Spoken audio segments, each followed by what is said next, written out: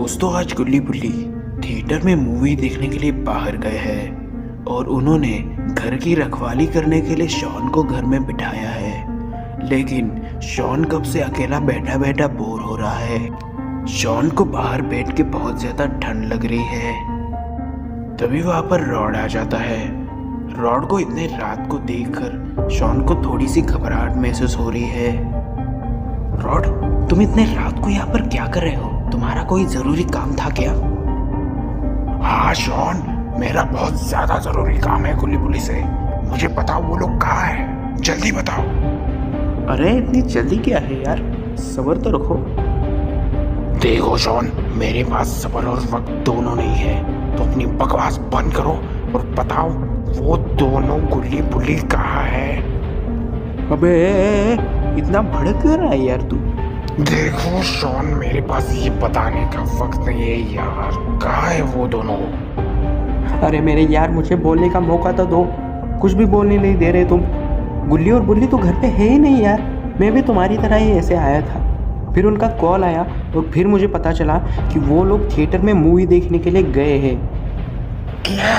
तो ये तुम मुझे पहले नहीं बता सकते थे क्या? कब से मैं चिल्ला चिल्ला के कह रहा हूँ जल्दी बताओ, और तुम, मेरा गला भी बैठ गया बोलते बोलते। अच्छा, ठीक है। वैसे ये तो बता दो, तुम यहाँ पर आए किस लिए थे? जरा मुझे भी तो पता चले। ठीक है, अब गुल्ली बुल्ली नहीं है तो तुम्हें ही बता देता हूँ। मेरे हाथ एक खजाने का नक्शा लगा है, लेकिन उसको ढूंढने के लिए गुल्ली बुल्ली की मदद चाहिए थी। लेकिन नहीं, अभी हमें बाबा की मदद ही लेनी पड़ेगी। चलो बाबा के पास, तुम भी मेरे साथ चलो। तो अब ठीक है, चलो जल्दी। और इसके बाद रॉड और शॉन बाबा के घर जाने के लिए पैदल ही निकल जाते हैं।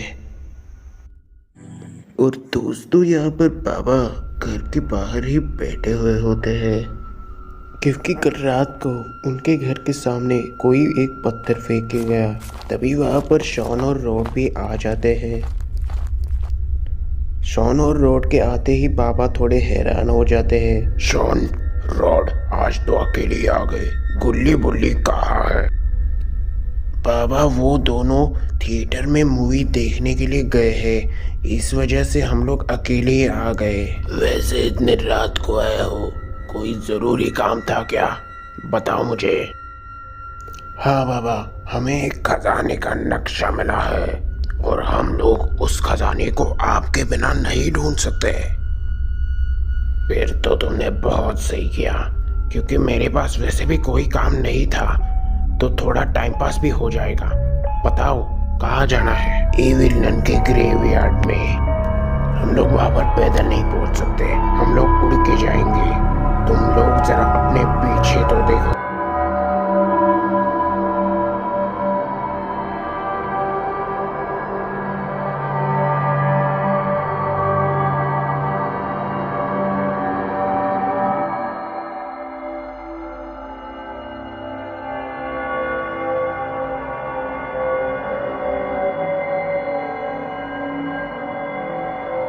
दोस्तों ये है ईविल नन का ग्रेवयार्ड और यहाँ पर ये लोग जल्द ही आ जाएंगे। तभी वहां पर बाबा का मॉन्स्टर आता है।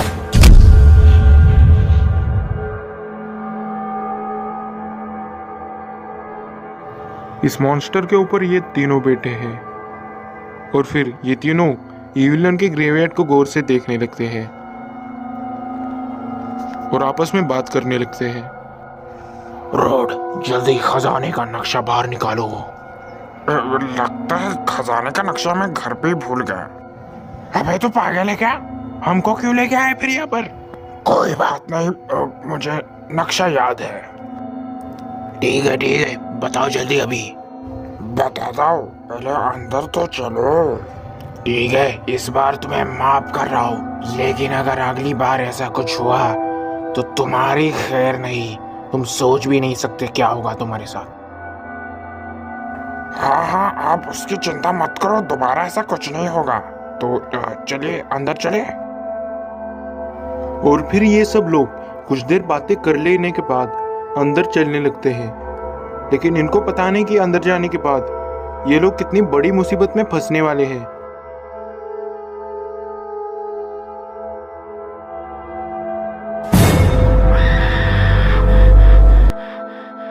अरे बाप रे, ये तो इविल नन है। लेकिन इविल नन तो दूसरी दुनिया में रहती है, तो फिर वो यहाँ क्या कर रही है? लगता है वो अपने नए शिकार को दूसरी दुनिया में ले जाने के लिए आए हैं। लेकिन आखिर कौन हो सकता है उसका अगला शिकार? तभी वो उस मॉन्स्टर को अपने वश में करने लगती है। इविल नन के पास इतनी ज्यादा पावर है कि वो इतने बड़े मॉन्स्टर को भी अपने वश में कर सकती है। अरे ये क्या, शॉन तो उस तालाब के पास जाकर खड़ा हो गया जिस तालाब में इविल नन थी। लगता है आज की रात शॉन की आखिरी रात होने जा रही है।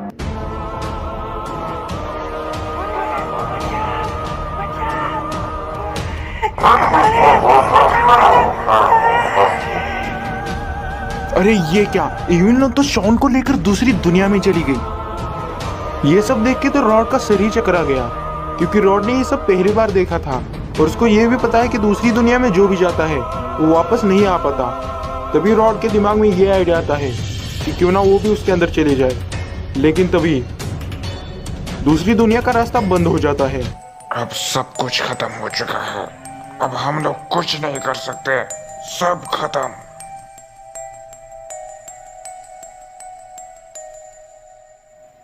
क्या खत्म? ये सब कुछ तुम्हारी वजह से हुआ है। अगर तुम हमें यहाँ पर लेकर नहीं आते तो इसमें से कुछ भी नहीं होता। शॉन की मौत के पीछे तुम्हारा हाथ है, तुम्हें हो उसके खूनी। और अब मैं तुम्हें नहीं छोड़ने वाला, तुम्हें इसकी सजा जरूर मिलेगी। इन दोनों का झगड़ा चल ही रहा होता है कि तभी अजीब सी आवाज आने लगती है।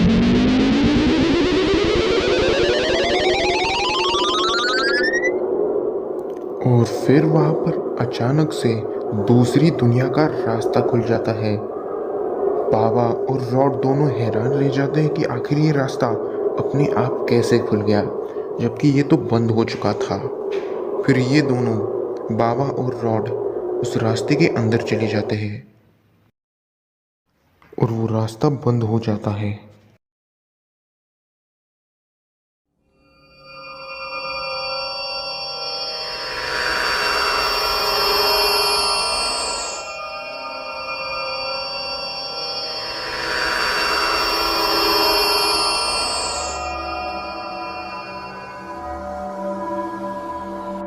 बाबा, हम तो दूसरी दुनिया में आ गए हैं। अब हम लोग शॉन को बड़ी आसानी से ढूंढ सकते हैं, लेकिन वो रास्ता तो बंद हो गया। अब हम लोग वापस कैसे जाएंगे? क्या हम हमेशा के लिए यही रह जाएंगे? मुझे कल सुबह आइसक्रीम की दुकान खोलनी है, मुझे जाना है। अपनी बकवास बंद करो। हमारा पहला काम शॉन को ढूंढना है, तो जल्दी से पहले उसे ढूंढते हैं। वो देखो। और दोस्तों, इस दुनिया में भी इविल नन का ग्रेवयार्ड है जिसकी रखवाली 2 ड्रैगन करते हैं। जल्दी चलो, अब हमें समय नहीं गंवाना चाहिए। हमें जल्दी से शॉन को ढूंढना है। चलो पीछे के रास्ते से चलते हैं। बाबा शॉन को ढूंढने के लिए अंदर चले जाते हैं और रॉड पहरेदारी करते हुए बाहर रुक जाता है। तभी रॉड को कुछ आवाज सुनाई देती है। अरे ये क्या, ये तो इविल नन है। रॉड जैसे ही इविल नन को देखता है वो एकदम से डर जाता है और दूसरी तरफ से ड्रैगन आ रहा है। और रॉड और बाबा और शॉन बीच में अब फंस गए हैं और वो अब कहीं से भी नहीं जा सकते। रॉड को अब लगने लगा है कि अब खेल खत्म, अब कुछ नहीं हो सकता। लेकिन तभी रॉड के सामने एक जादुई दुनिया का रास्ता खुलता है। उस रास्ते को देखते ही रॉड उसके अंदर तुरंत चला जाता है और उसके पीछे बाबा और इविल नन भी उस रास्ते के अंदर चले जाते हैं। तो दोस्तों, कैसी लगी आपको ये स्टोरी? पसंद आई तो लाइक जरूर करना, चैनल को सब्सक्राइब करना मत भूलना और कमेंट में जरूर बताओ यार नेक्स्ट स्टोरी आपको कौन सी देखनी है। आप जो कहोगे वही स्टोरी आएगी।